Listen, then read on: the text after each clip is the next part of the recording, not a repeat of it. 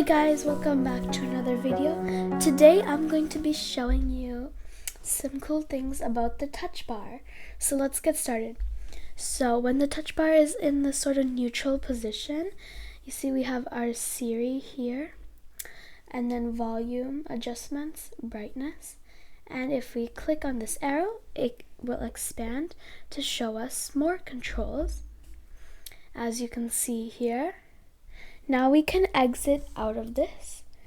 Now, for example, if we go into an application like Safari, when you first open Safari, you'll be able to see your bookmarks here. So if I go to YouTube here, and then I open a new tab and go to Google, now it will show me my tabs here. So if I go to my YouTube channel, spelled that wrong, and then I click on a video, as you can see, it's showing that there's a video here, and I can skip ahead into the video wherever I want, and I can put it in picture. And when you put in picture, you can still access the video controls by just clicking here. And I can put this back. Obviously, I have my controls to go to the previous page or next page. And we have our search bar here, which shows the same shortcuts. And if you're playing a video or something, you can still access your controls for your page. Now let's exit out of here. Now let's say you go to mail, and I go into Twitter, right? I can compose a new message.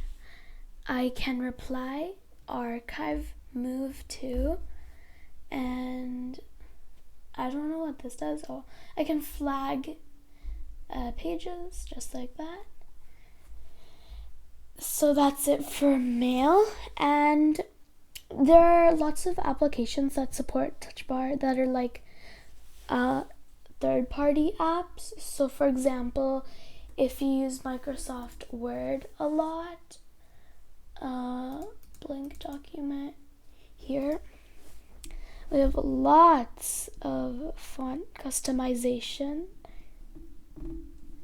So I personally like to use the touch bar for Word and these type of things, but it depends what you like to use it for.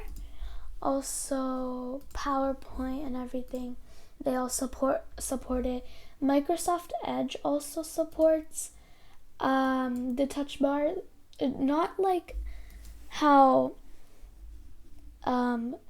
Safari supports it. Like to switch tabs, we have more of this sliding kind of action, and just the icons are arranged a bit differently.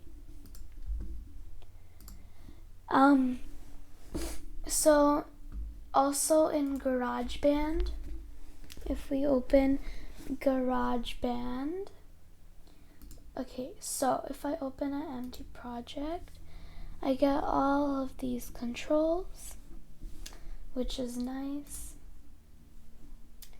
Now I am going to close GarageBand. Yeah, okay.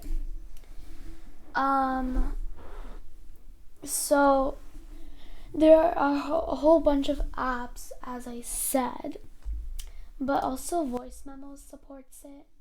So I'm gonna have to blur all these addresses. But if I open a new voice memo, you can pause, resume, pause, resume, play, and then yeah. So that's that. Yeah, so that's really just the basic uses of the touch bar. If there's something else, just let me know in the comments. So that's it for the video. I'll see you later. Bye!